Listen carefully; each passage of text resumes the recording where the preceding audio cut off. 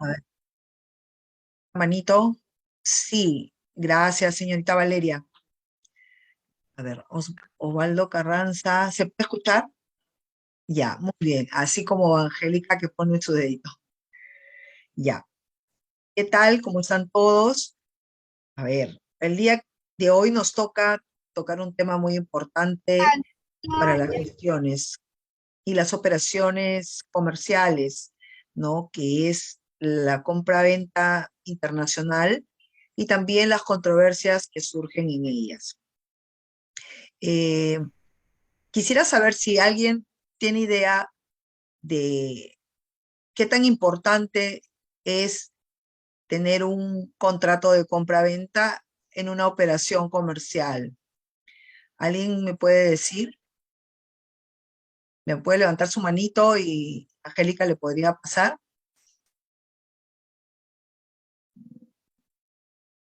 Una idea, ¿no? Para que si tenemos un negocio, vamos a hacer una operación comercial, eh, allá.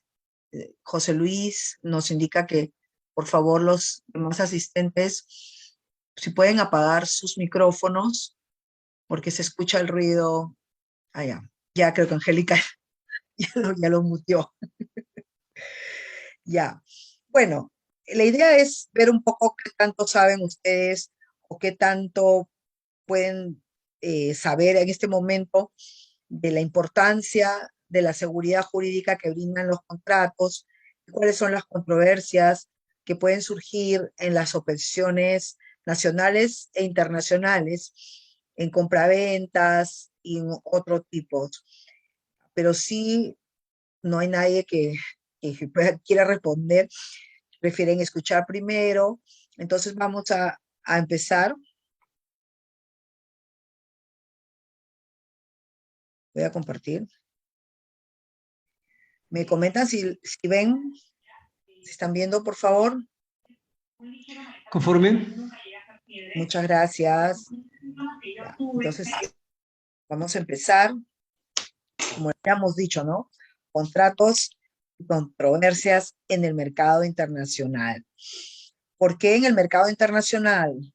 Porque al hablar de situaciones, operaciones que no se dan en mercado local, va a implicar legislación, normatividad internacional, que no todo el mundo conoce, que no sabemos a qué nos aventuramos o qué aceptamos.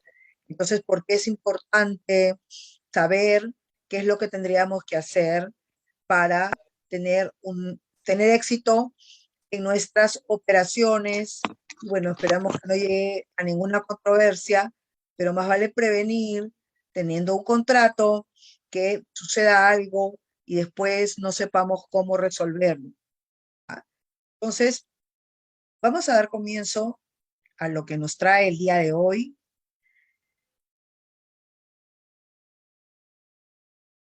Un momento.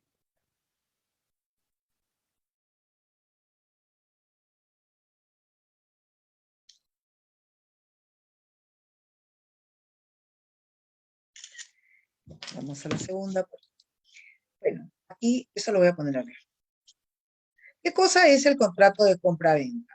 Bueno, incluso nuestra legislación nacional reconoce los contratos como parte en el Código Civil desde el acto jurídico, ¿no? Cuando se da nacimiento a, una situación protegida por el derecho. Entonces, cuando vemos contratos, tenemos que ver, si bien es cierto, ahí dice es obligatorio, realmente obligatorio no es, porque hay personas que vienen trabajando en base a la palabra, en base a, digamos, la buena fe comercial que ha imperado por mucho tiempo, ¿no? En lo que es el comercio. Pero los que estamos... adicionales que no tienen nada que ver con la solución. No dejarse engañar por el riesgo diversificable, solamente así se va a dar en cuenta de que el riesgo diversificable va en relación no sé quién tiene abierto un micrófono, por favor. Gracias. Me he quitado los audífonos porque pensé que era lo mío, pero alguien tenía abierto un micrófono. Muy bien. Entonces, ¿qué pasa cuando nosotros normalmente venimos teniendo operaciones, ¿no? Comerciales, lo digo en experiencia propia, tengo personas que vienen mucho tiempo comercializando sin utilizar contratos, se han llevado de la palabra, algunos otros trabajan con los invoices o en la factura, colocan algunas condiciones, ¿no? Y lo que muchos utilizan normalmente, no solo para el tema del precio, donde usan los Incoterms FOB, CIF, ¿no? Que en otro lado el Incoterm son términos comerciales que son también, no son obligatorios tampoco, son voluntarios, si uno quiere los maneja, y más los manejan para unos temas de precio. Pero poner en una factura algunas condiciones no nos da la seguridad jurídica si sucede algo que nosotros podamos invocar, ¿no? Y poder hacer que se cumpla de manera obligatoria y formal, ¿no? Eso ya si se limitará o se llevará a cabo y veremos si la otra parte quiere honrar su palabra, tal vez la que dio, ¿no? O no. Entonces, trabajar de una manera así, en costumbres, ahora en este tiempo ya no es recomendable. Más aún por todo lo que se ha vivido, tenemos que empezar a fomentar la cultura preventiva. ¿Qué es la cultura preventiva? Tengo que llevar mis operaciones en orden, ¿no? Tengo que primero revisar, a ver quién es el cliente, si por primera vez voy a venderle, investigar quién es esta persona, dónde está, quiénes son sus referencias, ha trabajado con algún peruano, ¿no? Y así después ver también, coordinar a qué legislación o de qué forma vamos a someternos de una manera objetiva a resolver cualquier problema que surja en esta operación. Entonces, son varios pasos que se siguen en la actualidad, porque ya la gente, pues, en un mundo globalizado, no solamente vende en su mercado local, no comercializa, no realiza operaciones en un mercado local, ya se hacen operaciones internacionales, ¿no? Entonces, el contrato se utiliza a nivel mundial. Eso sí es un hecho. Un contrato de ley entre las partes, aquí y en cualquier parte del mundo. Mientras las partes lo hayan suscrito, esté firmado, esté puesta la huella digital, que es mucho más relevante que poner solo la firma, que una firma puede ser desconocida, ¿no? Yo puedo firmar y digo a la otra persona, esa no es mi firma. Tendría que pasar por una pericia técnica en un proceso para que identifiquen si realmente es mi firma o no es mi firma, ¿no? Y demoramos. Ustedes saben que en negocios no puede haber demoras. Entonces, para evitar eso, generalmente uno firma y se hace poner la huella digital. La huella digital se reconoce a nivel mundial, ¿no? Entonces, los contratos, pues, van a servir como un mecanismo de seguridad jurídica, ¿ya? Entre partes que se ubican en localidades diferentes, ¿no? Países diferentes, ¿no? Uno está en Perú y el otro puede estar en cualquier parte del mundo.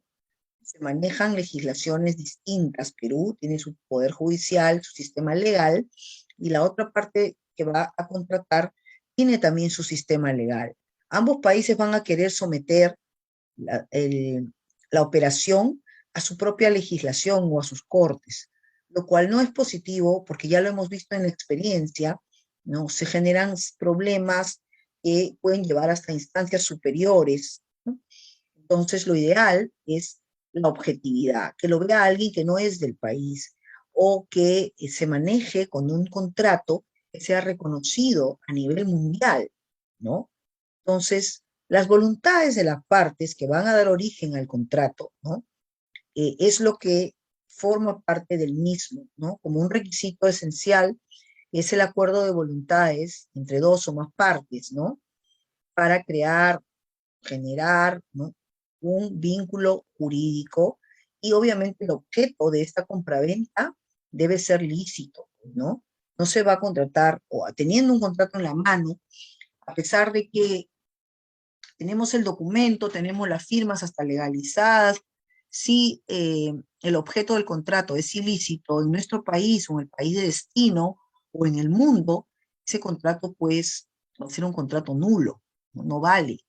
¿Por qué? Porque no se puede contratar sobre cosas ilícitas. Lo que sí se puede contratar es mercancía restringida, ¿no? Ustedes lo saben, con autorizaciones, con permisos, eso puede comercializarse sin ningún problema, siempre y cuando se tengan estas autorizaciones.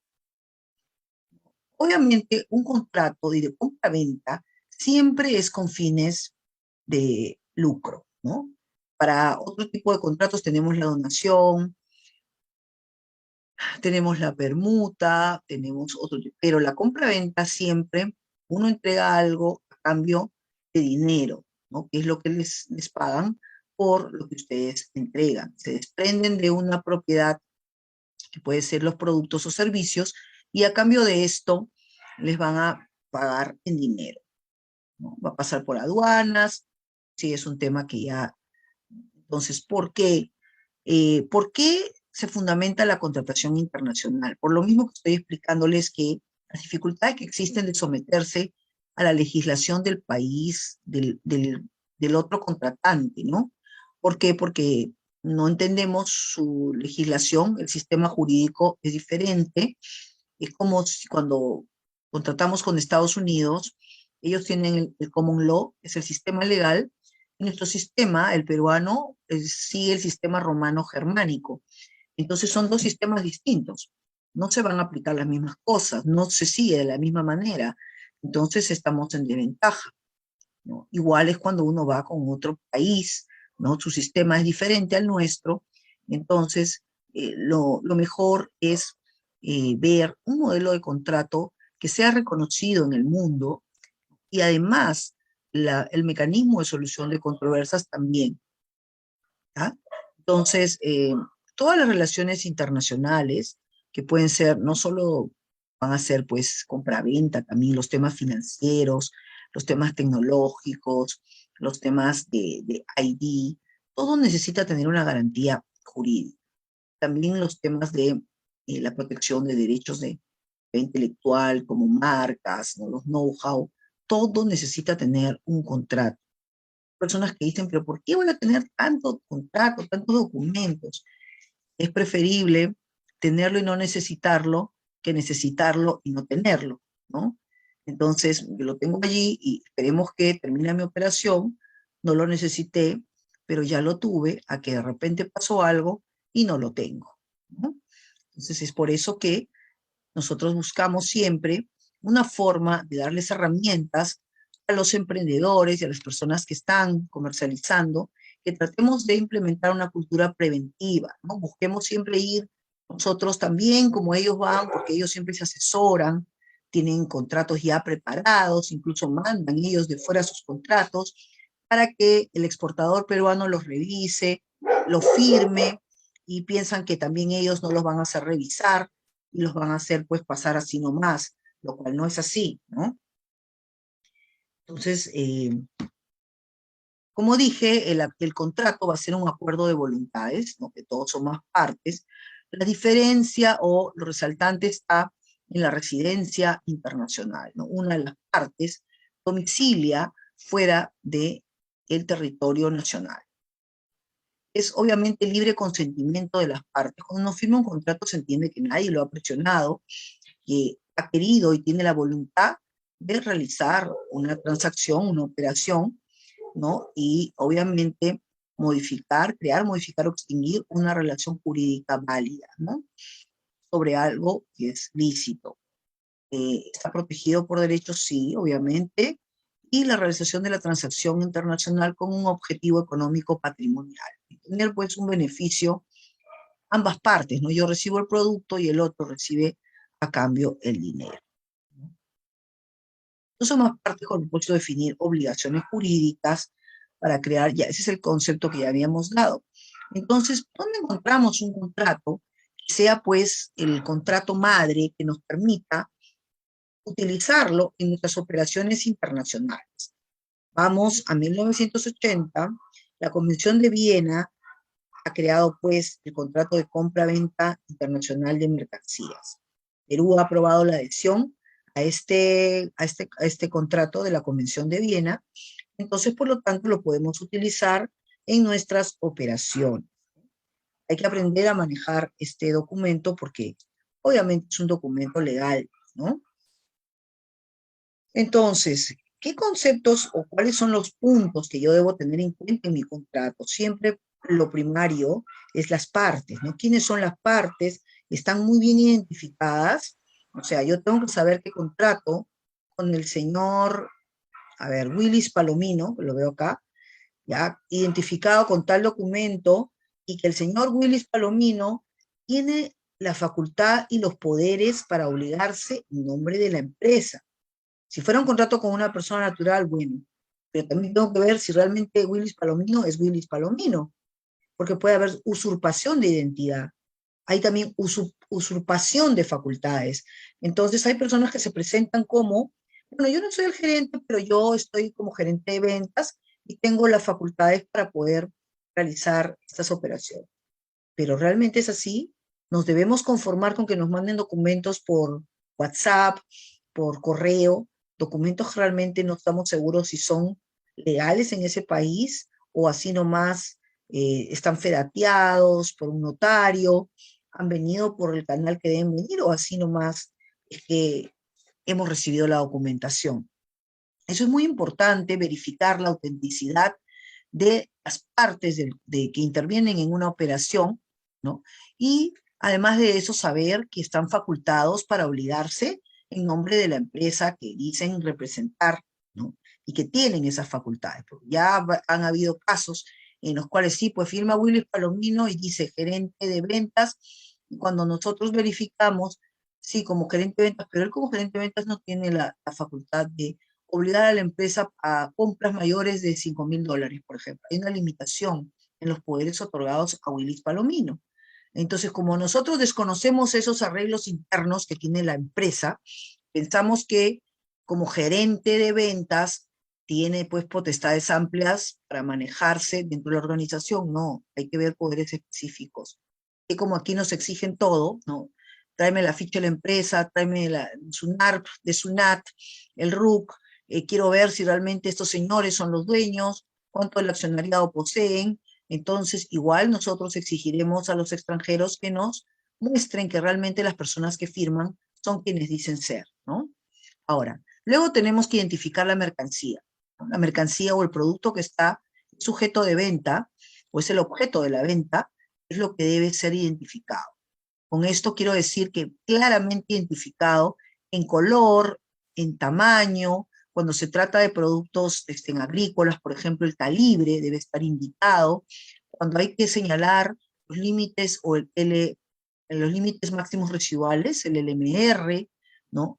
Y cualquiera de las situaciones, por ejemplo, si es orgánico y al mercado de destino piden el certificado, bueno, se acompaña con el certificado, ¿no? Etcétera. Entonces hay que cumplir con todo estas regularizaciones que se solicitan y se van a incluir, ¿ya? Entonces, en el contrato también se pone que se adjunta certificado tal, se adjunta tal cosa, y eso le da mayor valor al contrato, ¿no? Porque hemos cumplido con entregar lo que nos pedían, y aún así, pues ha pasado, de repente ha habido un problema, se suscita una situación que nos va a llevar a o negociar o conciliar o de repente a resolver mediante arbitraje. Siempre los acuerdos que no se encuentren prohibidos, todo lo que esté en el contrato se debe cumplir, pues todo lo que es como, a veces hablan y dicen, no, papelito manda, ¿no? Sí, aquí lo tengo en mi papel. Pero ustedes dirán, ¿qué me hago yo con un contrato que está firmado aquí por alguien que vino, lo firmó, ¿no? O alguien que yo envié el contrato, lo firmó allá y no sé si es su firma?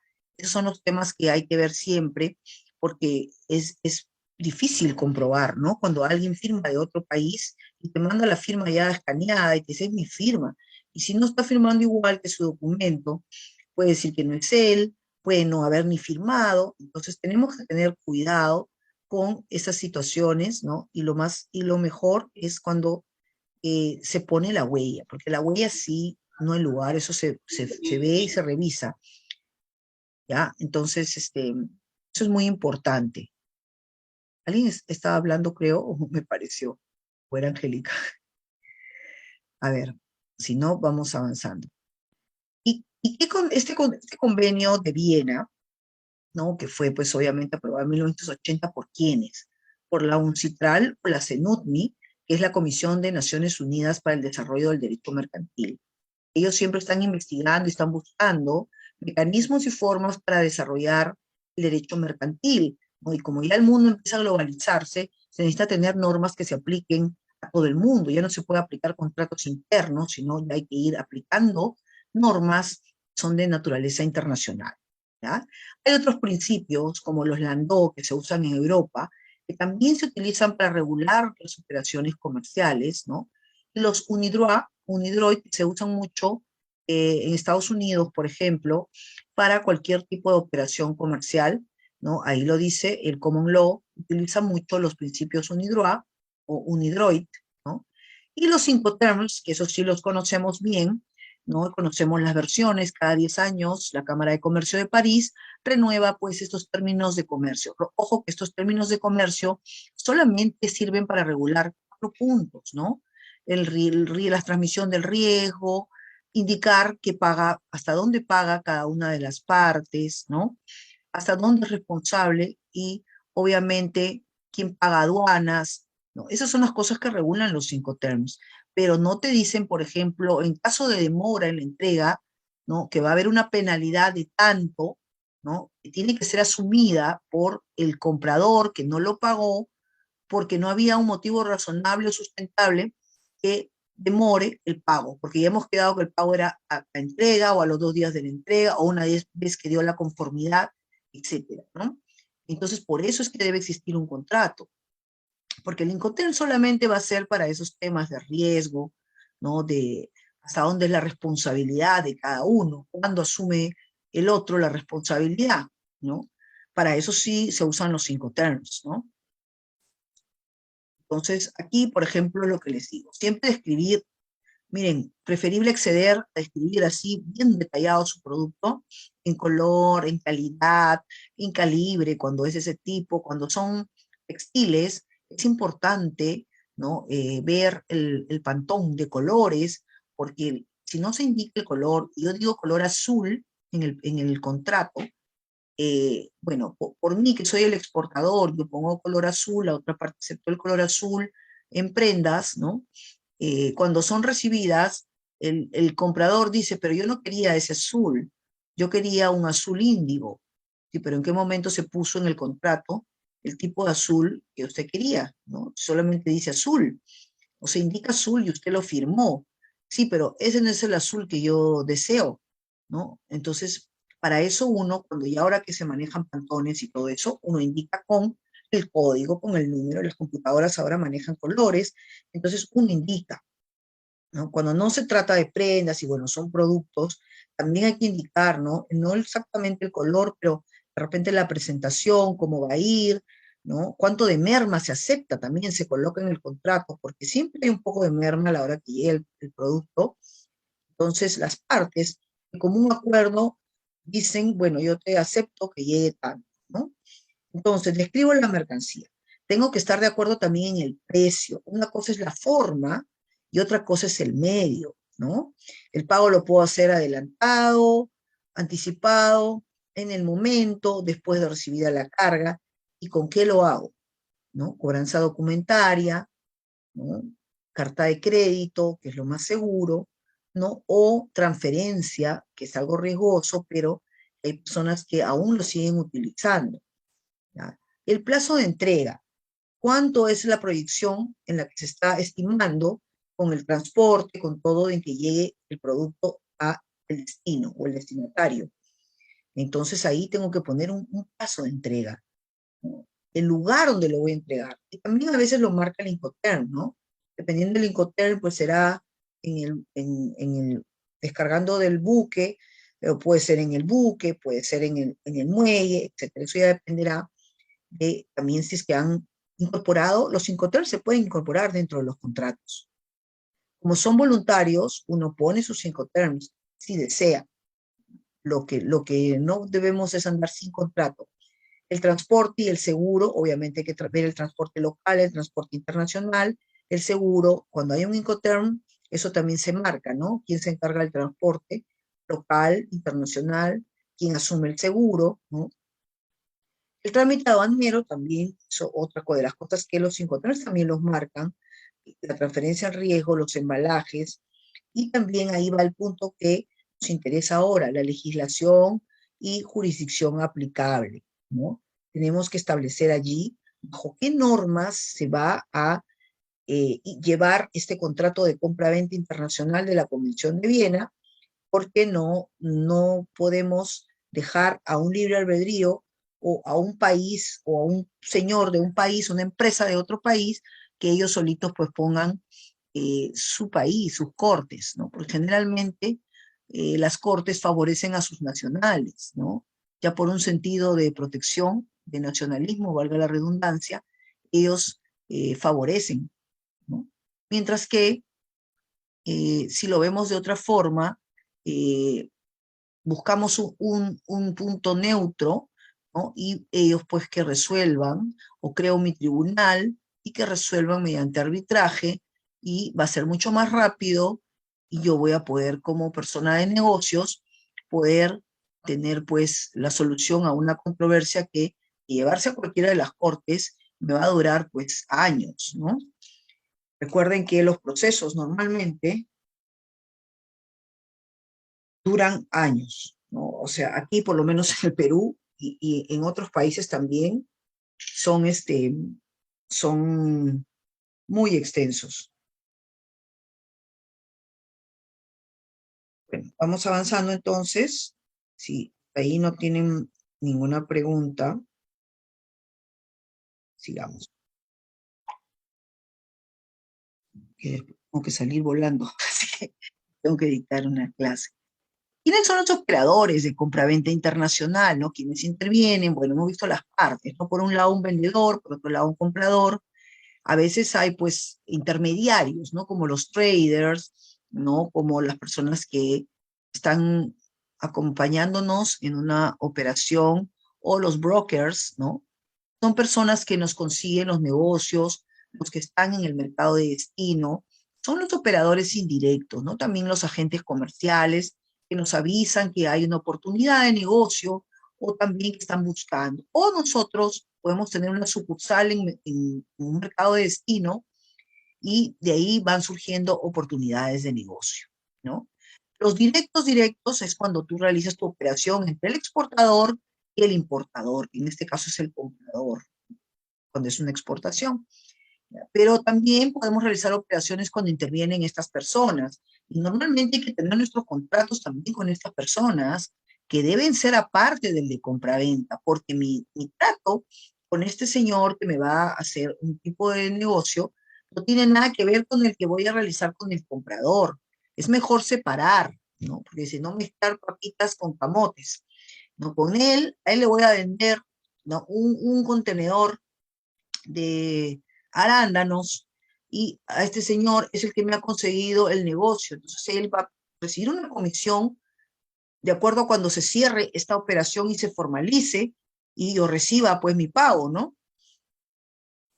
Entonces vamos a tener operadores directos, que son las partes directamente. Cuando es entre ellos solos, es menos riesgosa la operación, pero a su vez también el exportador no conoce mucho de la otra parte, si es nuevo, salvo que tenga referencias de esta empresa internacional, que ya haya otros peruanos que han trabajado con ellos y no han tenido ningún problema. Mientras que cuando interfieren o están de por medio de los indirectos, ellos ya saben quiénes son las otras personas. Los conocen, los han investigado, han trabajado antes. Entonces, obviamente estas partes no van a, no va a haber ningún problema con ellos, en el sentido de que, bueno, les pagamos, pero a la vez tenemos la seguridad de que esta operación va a resultar seguramente correcta. Bueno, aquí hay fases, ¿no? Desde la iniciación, cuando se inicia la negociación, el perfeccionamiento y la implementación. La compra-venta internacional no es que surge cuando me mandan la orden de compra, ¿no? Que se cree erróneamente, ya, me mandaron la orden de compra y ya está. Recuerden que es un ir y venir, ¿no? La orden de compra, ¿quién la manda? El comprador, ¿cierto? Pero para que haya el perfeccionamiento de la compra-venta o de la operación, el aceptante, o sea, en este caso el vendedor, tiene que tomar conocimiento y de forma expresa decir que ha recibido esta orden, ¿no? Porque si no, es como que, así yo te mandé la orden puede estar en el correo, yo la recibí. Claro, podría tácitamente actuar, o sea, sin decir nada, allá me ha dicho que le entregue, que empiece a hacer la operación mañana, empiezo a ver la capacidad productiva, está para el miércoles ya empacado, está ya bien, voy viendo el transporte, etcétera. Claro, yo tácitamente lo hago, pero no estoy eh, asumiendo de manera expresa, estoy de acuerdo con ese requerimiento. Entonces, esas fases, como que cuando se inicia es cuando están en conversaciones, cuando la operación puede haber surgido porque una de las partes, por referencia, porque lo vio en la web, porque vio un video, porque vio ahora tanto estos TikToks, vio que había alguien que vendía este producto, los ha contactado, ha buscado su información, y entonces hay que ver cómo así han llegado a nosotros, ¿no? Porque la confianza mató a Palomino, sí, pues, pero hay que preferible desconfiar que después terminar desplumados. Entonces, ay, qué bonito nomás ver, así señor, como así llegaron a nosotros, como nos conocen, y poco a poco vamos viendo. Podemos ir a una negociación, van a conversar los temas del precio seguramente, los plazos de entrega, ¿no? Y también bajo qué legislación o de qué forma resolverían sus controversias. Esto es muy importante. El contrato de compraventa siempre tiene que tener penalidades que vienen a ser los castigos o sanciones para ambas partes que en cualquiera de ellas incumpla con su obligación dentro del contrato. Puede incumplir el vendedor al demorar en la entrega por causas que le son imputables. ¿Qué quiere decir eso en términos simples? ¿No? Cuando yo como vendedora tengo o tenía que entregar, llevar el producto tal y entregarlo al transporte internacional o ponerlo a disposición del transporte internacional en tal día, no lo hice porque me olvidé, se me pasó, no encargué a nadie y se me pasó. Ahí no se considera un caso fortuito, ni de fuerza mayor, ni de nada. Simplemente que yo me olvidé. Es una omisión de mi parte que va a acarrear una sanción que va a hacer que el comprador me empiece a cobrar un interés por día o una multa por día que él mismo ha fijado en el contrato, diciendo, si usted se demoró por las puras, usted me paga, porque yo no me voy a perjudicar. Ahora, otro es el caso cuando surge un caso fortuito o fuerza mayor, como lo que pasó cuando inició pandemia y las operaciones estaban a mitad, ¿no? Y los barcos y todo lo que iba a la carga fue prácticamente detenida, no llegaba, etcétera. Esas demoras, incluso algunas cargas llegaron, pero no las dejaban desembarcar por los protocolos de bioseguridad, etcétera. Entonces, esos temas sí hay que resolverlos negociando, porque eso no es culpa de ninguno de los dos, ¿no? Es una situación que se ha dado y que afecta realmente la operación, pero hay que buscar la mejor forma de salir airoso sin que se perjudiquen las partes, ¿no? Pero cuando yo, por mi propia acción, cometo un error, tengo que asumir y dejar que el otro me castigue, como se dice, ¿no? Me penalice. Igual en la parte del que debía pagar. Me pasa un día, no se paga. 2 días, no paga. Seguimos demorando. No, que falta un documento, no, que falta esto, que falta el otro. Siempre buscando excusas y no pagando. Ahora, ¿qué cosa protegemos también en el contrato? Hay algo bien importante que hay que contener, incluir en el contrato los derechos de propiedad intelectual, ¿no? Porque ustedes manejan un producto con una marca. Entonces, mandan su producto con su marca y a veces los extranjeros, que son mucho más, ellos son de, ¿qué les digo?, más ordenados, ellos regularizan todas sus cosas. Nosotros tenemos un tema de informalidad, no todos, pero la mayoría está acostumbrado a trabajar de manera informal, ¿no? ¿Por qué? Porque, bueno, así ya me acostumbré, es lo que yo conozco. Claro, eso mientras no funcione bien, pero cuando ya uno está tocando ya los mundos internacionales, ellos no trabajan así, pues. Entonces, ellos sí son formales, ellos protegen todas sus creaciones, ¿no? Y entonces, cuando ven una marca interesante, un producto interesante que accede al mercado y luego se posiciona, lógicamente que van a querer, pues, ah, ya, aquí ya vi, este peruano, ¿no? Esta empresa peruana no lo ha registrado aquí, así que yo voy a registrarlo a mi nombre. Cuando entre su carga de este señor, va a ser incautada en aduanas. ¿Por qué? Porque yo mismo voy a avisar que probablemente ingresen productos que están violando de derechos de propiedad intelectual. Como aduanas está avisada, cuando entra ya sabe, la incauta, ¿no? Y ahí deja la carga. Y uno dirá, pero si es mi marca, yo la he creado, es mi logo, yo todavía le he puesto el muñequito que jugaba mi hijo, y que esto, que no sé, señor, aquí en este país el dueño es esta persona, esta empresa. Entonces, su producto no puede entrar el producto, pero no con esa marca. Se tendría que reiniciar todo el negocio, los etiquetados, todo lo que se ha invertido en publicidad, promociones, los banners, envolver por una pequeña inversión que se tiene que hacer, ¿no? Entonces, siempre hay que ver el costo-beneficio, ¿no? Si yo protejo mi marca, por ejemplo, si la protejo en la Unión Europea, voy a negociar con un país de la Unión Europea, ya está protegida en toda la Unión Europea. Puede ser un solo gasto. Si protejo en Estados Unidos, puedo proteger a nivel federal todos los estados de Estados Unidos o a nivel estatal, protegida en un solo estado de los Estados Unidos, de tal manera que si yo quiero usar un franchising, mi negocio lo voy a vender a uno, a otro, les voy a otorgar la franquicia, puedo hacerlo porque solo un estado es que me lo tiene la marca comprometida, ¿no? Transporte de mercancías, obviamente hemos dicho, hay que ver el contratar seguro, embalaje, eh, las garantías, créditos documentarios, a veces debemos ver eso. Y también hay formas de realizar asociaciones y contratos que no son solo compraventa, como el joint venture, ¿no? Que hacemos también cuando vamos hacia un mercado de destino, el factoring, el franchising que les estoy contando, el management también, que es un contrato de gerencia, los de representación, que prácticamente son los que se usan mucho, y hay que evitar las prácticas desleales, como es el dumping, eso, todo eso que más que nada lo ven países, y eso lo ve la OMC, la Organización Mundial del Comercio, lo que ve son temas de países, no ve temas de personas. Ustedes si tienen un problema con una operación comercial, no van a ir a la OMC a decir, vengo a traer mi caso. ¿Por qué? Porque me han estafado. Porque ellos no ven eso. Ellos solamente ven los temas de países, ¿no? Los dumping, subsidios, concertación o fijación de precios, etcétera. Entonces ustedes no tienen que ver ahí, sino van a tener que ver en la Cámara de Comercio de París, en la CENUDMI o UNCITRAL, ¿no? Está en la ONU. Entonces, eso es lo que ellos son los que van a ayudar a resolver sus controversias, o mejor dicho, mediante sus normas. ¿Ya?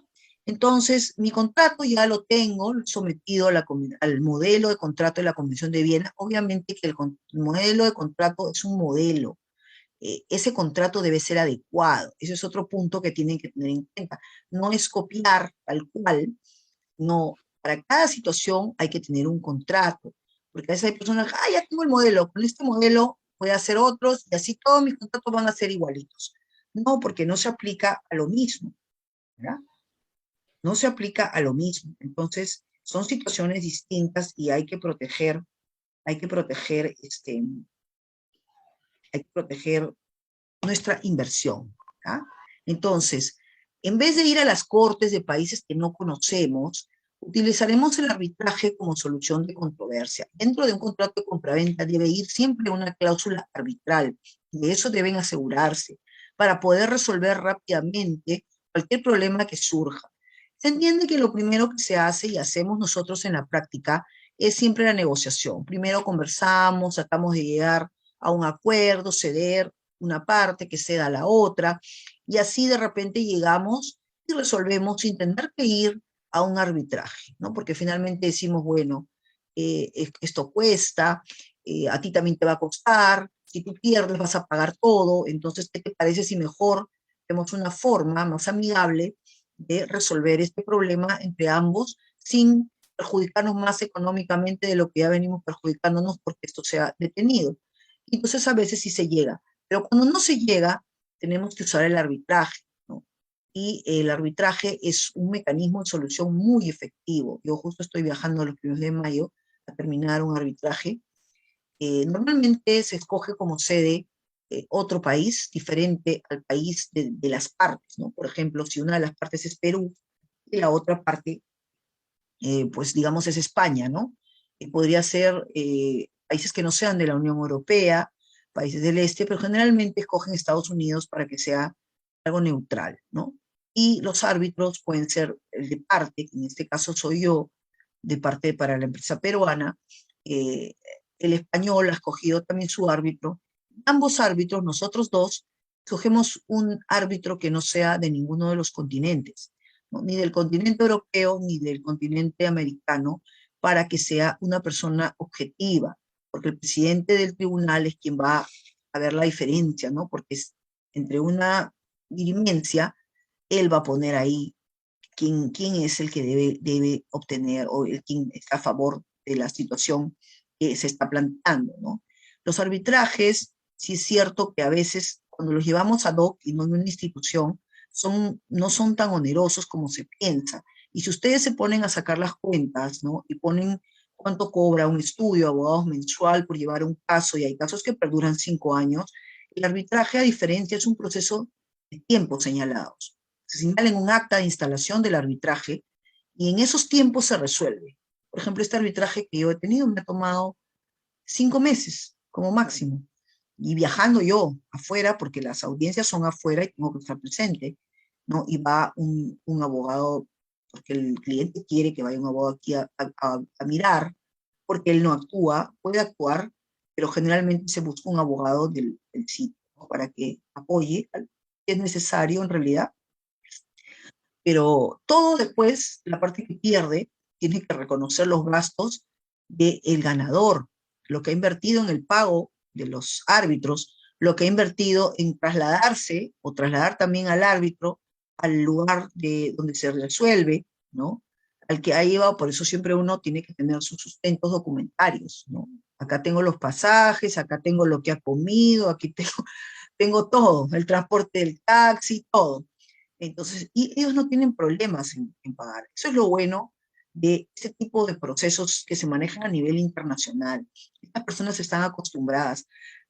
Hasta ahora, en todo mi historial, no he visto un arbitraje que no se ejecute. O sea, que la otra parte diga, no quiero, no voy a hacerlo, no te voy a pagar y punto. No lo hacen porque su imagen vale mucho. O sea, ellos como empresa no quieren verse afectados. Entonces, ya, bueno, voy a pagar, ¿no? Y en el peor de los casos que no quisieran pagar, tenemos la Convención de Nueva York que nos permite ese laudo, que se llama así la sentencia, se muestra en el país donde está el destinatario, digamos España, y se obliga a que lo cumpla. Y un juez lo hace en una semana, no es como que demora pues un mes, 2 meses, 3 meses, no, inmediatamente se ejecuta el laudo. Pero ya cuando tú entras a una corte y ya te conocen ahí, a este no ha querido pagar lo que debe. Entonces ellos se cuidan mucho de no tener que estar en el ojo de la tormenta y que ningún juez, ningún los conozca por eso, ¿no? Pero por eso ellos cumplen. Yo hasta ahora vengo participando ya hace más de 15 años en arbitrajes nacionales e internacionales y por lo menos fuera no he tenido nunca un incumplimiento. Siempre han cumplido. Generalmente los clientes de acá han ganado. ¿Por qué? Porque también es importante decirle al cliente, mira, tienes todas las de ganar, hay que ir. Y a veces cuando yo evalúo y estudio, yo, estamos a 50-50, tú decides si vamos o no, porque podría salir el fallo para ti o el fallo para el otro y ya hiciste tú, estás haciendo una inversión. Entonces se toma una decisión también ahí, ¿no? Entonces todo es una decisión, todo es estratégico y ver de qué forma no se perjudica el peruano que está en emprendimiento, que está en negocios y que quiere seguir en negocios. Ahora, por más que tengas un arbitraje, después uno nunca sabe las vueltas que da la vida, por eso esta gente de fuera no se pelea así, ¿no? Sino ya perdió y reconoce, como cuando se peleaban los caballeros en la época medieval, ¿no? Bueno, me ganó, pues entonces he perdido y después se vuelven a ver en una reunión, en un pasillo, se saludan como si nada hubiera pasado. Igual sucede aquí con estas personas, ya los he visto, yo me quedo con la boca abierta porque dije, si fuera en Lima, se hubieran estado sacando los ojos o mandándose indirectas. No, lo más cordial. Negocios son negocios, como dicen ellos, business son business. No tienen nada que hacer con eso, ¿no? Ah, bueno, en este momento te tocó ganar a ti, yo cometí un error, o me equivoqué, entonces sigamos y seguramente en otro momento volveremos a hacer un negocio, claro, por supuesto, pero con un contrato más blindado, ¿no? Un contrato más seguro todavía. Entonces, aquí en las controversias que les digo, debemos manejar por eso una entidad o bajo leyes que son de arbitraje internacional, como CENUDMI las tiene, como la Cámara de París las tiene, pero lo que hacemos nosotros en la práctica para que no sea oneroso para los clientes es no nos sometemos propiamente a la Cámara de París, ni tampoco a CENUDMI, usamos sus leyes pero no usamos la instalación, ¿no? Es como acá, que a veces tenemos los arbitrajes de la OCSE, ¿no? Contrataciones con el Estado, la Cámara de Comercio, y mucha gente sí, vamos a la Cámara de Comercio y resolvemos en la Cámara de Comercio. En la OCSE, antes era, ibas allí, pero podías llevarlo a otro lugar, porque como había mucha carga en las contrataciones con el Estado, entonces vayan y lleven su arbitraje a otro, o sea, al otro lado, o se instala, pero ustedes lo llevan en otro lado, y mucho más rápido, y mucho más objetivo también, ¿no? Y el costo es menor, ¿no? Porque ellos tienen sus tasas, ¿no? La Cámara de Comercio de Lima tiene una tasa de tanto se cobra por árbitro. Hay personas que a veces dicen, no, solo un árbitro. Yo le digo, pero vas a someter tu problema a una sola persona, le digo que resuelva porque su decisión es la que manda, le digo. Y el laudo solo se puede anular o se puede llevar a una instancia a contencioso administrativo, o sea, la Corte Superior, aquí en Perú, ¿no? Entonces le digo, si tú pierdes, le digo, por la decisión de una persona, es mejor que formes un tribunal de tres, le digo, porque así tienes a dos, de 2-1, ¿no? A veces las personas quieren economizar en cosas que después le van a salir más caras, porque van a ir a una segunda instancia que ya no le cuesta como la primera, sino le cuesta el cuádruple. Entonces es mejor a veces invertir un poquito, pero sacar. Y yo he visto, pues, en los arbitrajes de afuera, hasta daños y perjuicios les pagan. Uy, los peruanos salen bailando de felicidad, porque eso no lo ven acá, ¿no? O sea, ellos me dicen, "¿Y encima me van a pagar? O sea, aparte que me van a reconocer todo esto, sí, porque hemos pedido ahí que reconozcan una inversión, porque te ha perjudicado tu imagen, le ha perjudicado tu empresa, ha perjudicado todo esto, y tiene que pagar. Y pagan. Entonces, acá esas cosas no se ven, pues, ¿no? O sea, pocas veces se reconoce o se reconoce es tardío, ¿no? Se demoran mucho los procesos, hay mucha carga procesal hay aquí, ¿no? Entonces, no se puede trabajar al ritmo que quisiéramos. Bueno, el UNIDROIT fue creado por este instituto, ¿no? Institut International pour l'Unification du Droit Privé. El francés no es tan bueno, pero hay algo, me defiendo. Es un instituto de derecho privado que también busca regularizar las normas que se puedan aplicar en lo que es eh, arbitraje, ¿no? Mecanismo de solución de controversias. Se utiliza en todos esos países que ven allí, están marcados, ¿no? Trata de utilizar allí. Aquí hemos visto pocos, en Estados Unidos más, ahí sí lo usan mucho, mucho. Los Landó, que son otros principios, se usan en Europa, aquí no. Entonces, nosotros aplicamos lo que conocemos y lo que vemos, ¿no? ¿Qué aplican ellos? Libertad de forma en los contratos internacionales, ¿no? ¿Qué quiere decir? Que nosotros podemos poner todo en nuestro contrato sin restricción, siempre que no sea sobre cosas ilícitas, siempre que no sean cosas ofensivas ni abusivas. Nosotros lo podemos comprender dentro de un contrato, por eso hay libertad de contratación. Reconoce los usos y costumbres del comercio internacional, recuerden que eso funciona desde mucho tiempo, la confidencialidad, ¿no? Que evidentemente cuando hay un proceso que está desarrollándose, las partes no deben develar, ni tampoco los involucrados, ¿no? Van a develar que hay un proceso, que están en un arbitraje, en qué situación están, en qué parte del arbitraje están o en qué etapa, nunca dicen, no deben decir nada, ¿ya? Estándares para regular negociaciones previas, es lo que les decía, ¿no? Siempre se pone que si las partes no llegaran a un acuerdo de negociación, entonces se someten a arbitraje, pero tienen que tener en su contrato una forma de resolver, que no sea el Poder Judicial, porque si no se van a demorar muchísimo, ¿no?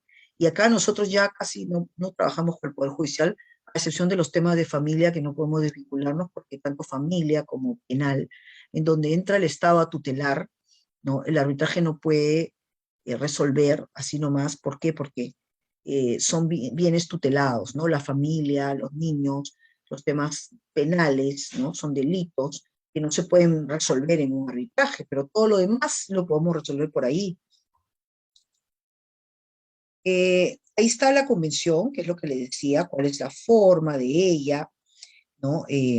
Partes están en diferentes estados. Ya. Lo que no, donde no se aplica este contrato de compra-venta, no se aplica a las mercancías personales, ¿no? A los contratos de prestación de servicios tampoco se puede utilizar este contrato, a las subastas, compras-ventas judiciales, valores mobiliarios, títulos o efectos de comercio y dinero, compraventa de buques, embarcaciones, autodeslizadores, naves, etc.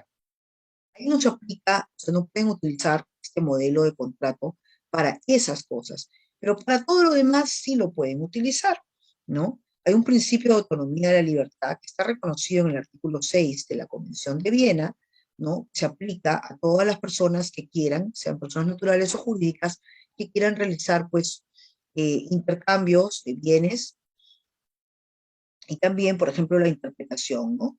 Siempre se trata de llevar a la buena fe comercial, la buena fe en un contrato. Siempre se presume esta buena fe hasta que no se demuestra lo contrario, ¿no? Yo no voy a pensar que la otra persona adrede me quiso hacer algo, trataré de no pensarlo, quiero pensar que ha pasado algo, ¿no? Es la primera vez que sucede, ¿no? Quiero conversar a ver qué pasó, si podemos resolver de alguna forma. Pero si ya yo veo que la actitud o es otra, ya tengo que empezar a sospechar que hay algo, ¿no?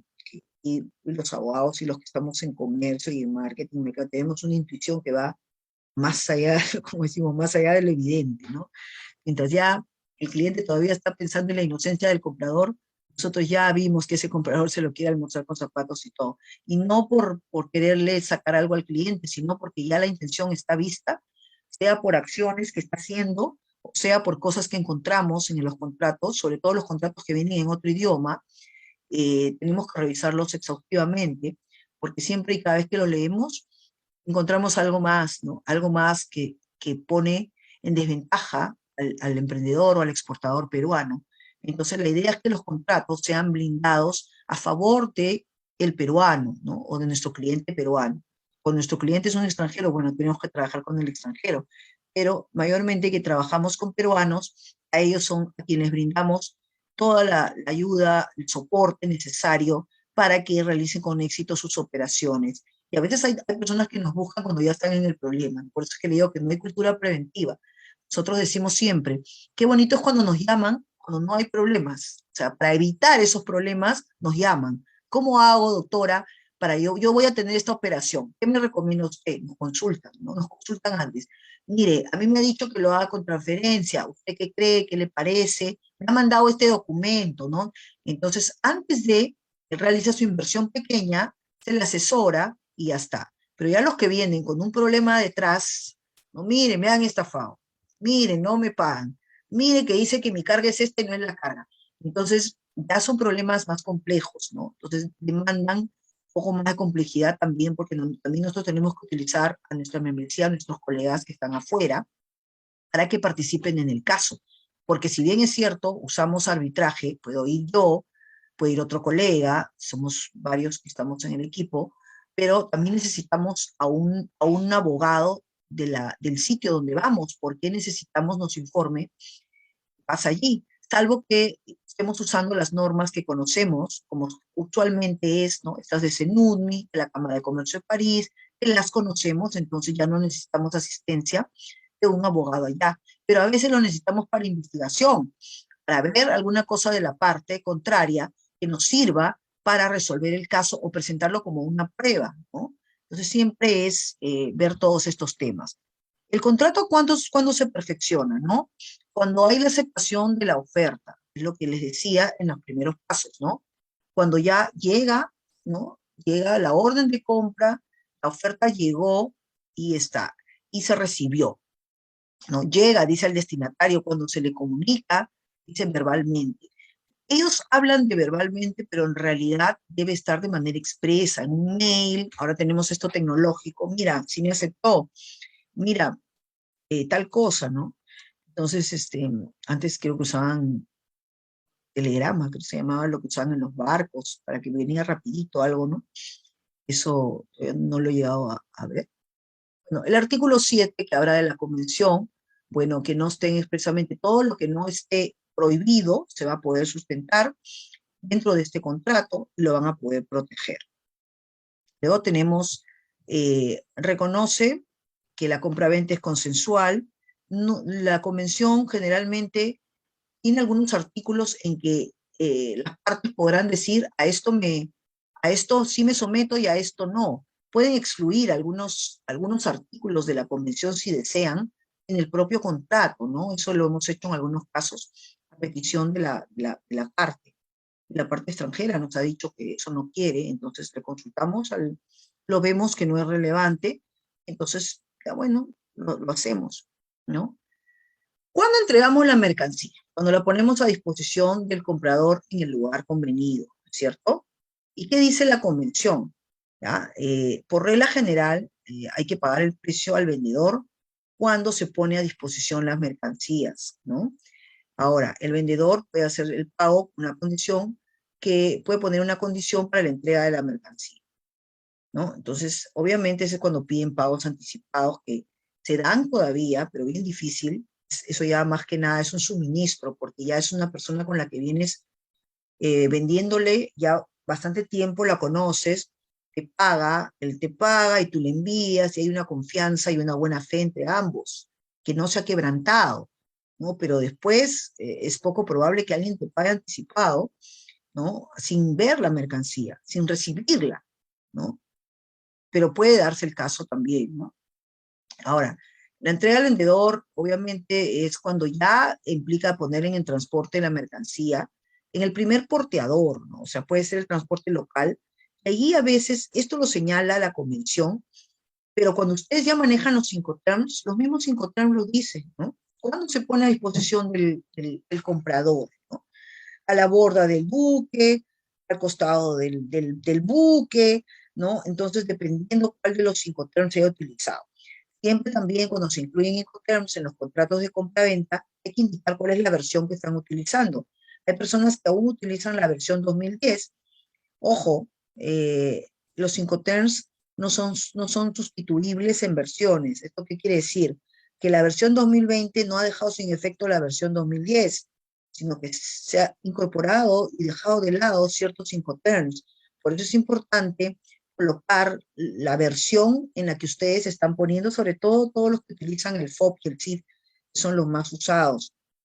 Pero hay algunas otras operaciones que realizan la Word, usan todavía, están usando algo, o las nuevas, ¿no? La de terminal, etcétera. Entonces, que en el terminal es donde se hace la entrega. Entonces, como son, hay que indicar a qué versión pertenece ese Incoterm. Para efectos Incoterm, lo otro siempre va a incluir penalidades. Cláusulas de resolución también del contrato, que de forma inmediata, ¿no? Se puede resolver el contrato si una de las partes ha incumplido. Pero aparte de eso se pone la penalidad. Está bien, se resuelve el contrato, pero está sujeto a una penalidad. Que puede ser, obviamente, la penalidad se va a pagar mientras el contrato subsista, ojo. Yo primero lo hago pagar porque quiero todavía la entrega. Entonces, bueno, hasta el día de la entrega me vas a pagar $100 por día por tu demora. Es un ejemplo, ¿no? Entonces, que llegaron, por ejemplo, llegó al día 10, ya miren lo que tiene que pagar, ¿no? Pero si no, eh, podemos poner otra cosa, eh, podemos poner, no sé, pues no, lo que tiene que pagar podría no colocarse y hay que incluirlo de todas maneras. A ver, y la International Chambers of Commerce Trade Terms, esos son los Incoterms. Esa es la traducción de Incoterms que los conocemos como términos comerciales, ¿no? Ahí los pueden ver, creo que ya la mayoría los conocen, los van a ir conociendo, ¿no? Son términos voluntarios, acuerdos voluntarios. El objetivo está, como les dije, ¿no? Primero, la distribución de los gastos, la transmisión de los riesgos y poner, pues, una indicación de las partes que asume cada uno. ¿Desde cuándo existen los Incoterms? Desde 1936. Luego se han ido renovando y a partir de 1990 esta renovación, estos cambios se hacen cada 10 años, ¿no? O sea, el próximo tocará a los 2030. ¿Ya? Luego tenemos, van a regular la entrega de las mercancías, que ya lo dijimos, la transmisión, desde qué momento asume una parte, deja de asumir la otra y la pasa a la otra, la distribución de los gastos. Entonces, aquí estamos manejando varios temas, ¿no? Primero, la forma jurídica de protegernos en una operación comercial mediante un contrato. ¿Cuál es el mecanismo de solución de las controversias con este contrato, que ya lo dijimos, el arbitraje? ¿Qué podemos incorporar al contrato que nos puede servir de ayuda? Los 5 terms que nos van a servir para la transmisión de los riesgos, obviamente, indicando a cuándo se asume, ¿no? A veces se puede caer, mientras está con la grúa, lo está subiendo, está pasando la borda, se cae entre el muelle y se cae entre el muelle y el buque, se cae en el medio. Y empieza ahí a ver, bueno, ¿traspasó o no traspasó? Ya estaba en el aire, traspasó, sí, pero se cayó en el agua, no cayó en el buque. Entonces, ¿a quién le corresponde? Y así se dan controversias de ese tipo día a día, ¿ya? Habitualmente el vendedor corre con los gastos, ¿no? Para poner la mercancía en condiciones en que vaya a llegar al comprador. Pero, por ejemplo, los términos C, en los 5 terms, son el pago de los transportes y el seguro cuando va al CIF, ¿no? A pesar que la transmisión de riesgo es en origen, ¿no? Entonces aquí esto ya es como que ver, cuando vayamos a ver propiamente cada uno. Y los aduaneros, los trámites aduaneros es obviamente cuando hay los 5 terms indican en el ex-Word, por ejemplo, ¿no? Que lo pone la mercancía a disposición del comprador en la puerta de su fábrica o ahí en su fábrica, y el comprador tiene que encargarse de todo, ¿no? Contrata los servicios de un transportista, va a contratar seguro un agente, y ahí lo llevan al transporte internacional y se llevan el producto. Los demás Incoterms sí son con despacho, ¿no? Entonces ahí el vendedor va a ver también ocuparse de, sobre todo, por ejemplo, el DDP, que es el que él tiene que encargarse hasta que le llegue a la puerta del destinatario, ¿no? Hasta su fábrica en mercado de destino o hasta su almacén en mercado de destino. Entonces, todo esto tiene que ir indicado, obviamente, en el contrato. No deben dejar nada, preferible, por eso a veces se quejan las personas y dicen, ay, esto es un mamotreto, tiene como 20 páginas, pero ustedes no las van a preparar, pero ustedes las van a leer para ver si están de acuerdo. El trabajo es de otros y ustedes con eso se aseguran una operación. Hay operaciones que son chiquitas, tienen contratos ya porque son, por la misma complejidad de la operación, que no es tan complicada, se hace un contrato pequeño, pero hay operaciones que sí ameritan tener mucho cuidado porque involucra bastante dinero, entonces hay que proteger, ¿no? Entonces, eso es, no es que no se proteja a la más chiquita, sino generalmente ni se llega a arbitraje con la más chiquita porque más cara sale la planchada que la lavada, entonces se negocia o se concilia, ¿no?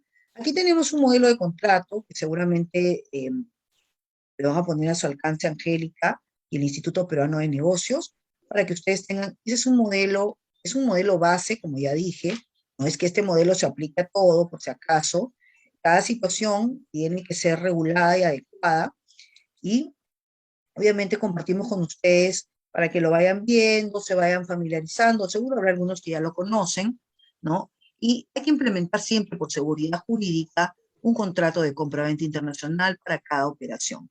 Incluir lo que hemos dicho, la descripción del producto, las condiciones de pago, la forma de pago, ¿no? Las garantías, si es que hay Incoterm, el plazo de entrega, las penalidades, las resoluciones por incumplimientos, como ya dijimos nuevamente, los Incoterms, y obviamente se proteja la marca. Siempre les doy la indicación posteriormente porque tenemos muchos casos de marca, ¿no? De apropiación de marca por los compradores. ¿Por qué? Porque han visto que el producto es exitoso, porque han visto que esto les sale rentable, entonces han dicho, sí, yo voy a apoderarme de esta marca que no la ha registrado tal persona, ¿ah? Entonces, bueno, muchísimas gracias al Instituto Peruano de Negocios, a Guillermo, como siempre, por su confianza, a Angélica, también por el apoyo y el soporte, a ustedes, por prestar atención a esta explicación. He tratado de hacerlo lo menos técnica posible para que puedan comprender los términos, bueno, los términos legales que a veces son un poco tediosos, pero los hemos tratado de enmarcar dentro del el comercio, que es lo que ustedes algunos ya conocen, manejan, y la idea es que siempre esté, pues, de una forma didáctica en la que ustedes puedan comprender el alcance de lo que tratamos de ofrecerle, que es la seguridad jurídica para sus operaciones comerciales. Muchas gracias. No sé si hay alguna pregunta rápida, por favor. Angélica, ¿estás por ahí?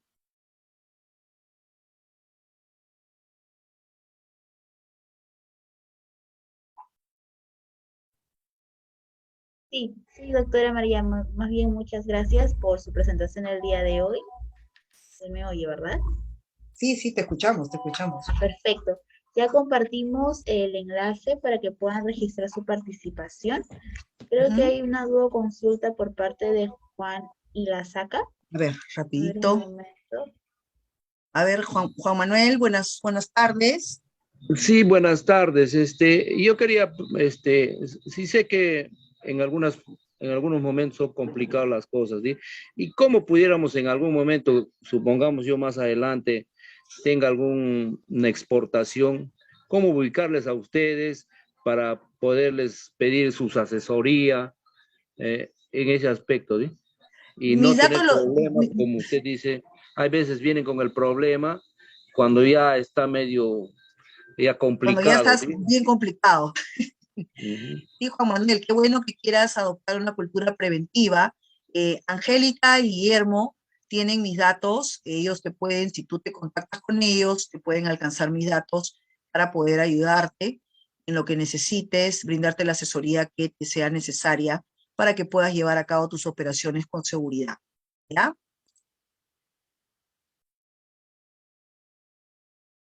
Alguien más que tenga alguna, ya saben que a través del Instituto Peruano me pueden ubicar, le preguntan a Angélica o a Guillermo, al señor Guillermo Ayala, y él les puede brindar mis datos para poderles apoyar. No hay ninguna pregunta, muchísimas gracias por su atención. Yo encantada siempre de colaborar con el instituto y espero, bueno, verlos algunos pronto, que hay muchos cursos que estamos dictando aquí en el instituto. Esperamos pues, que nos acompañen para ir en crecimiento y en emprendimiento como queremos con nuestro país. Muchas gracias. Creo que sí, muchas gracias a usted, doctora María del Carmen, por estar presente el día de hoy. Igual agradecerles a cada uno de ustedes por estar presentes una vez más en estas capacitaciones, webinars referentes al comercio exterior. Agradecemos a todas las direcciones y gerencias de comercio exterior y turismo por el apoyo brindado para que esto Gracias sea también por su posible. presencia a las direcciones y a las gerencias de comercio también que nos han acompañado, muy amables. Muchas Gracias. gracias. Gracias con todos. Muy buenas noches. Buenas noches a todos.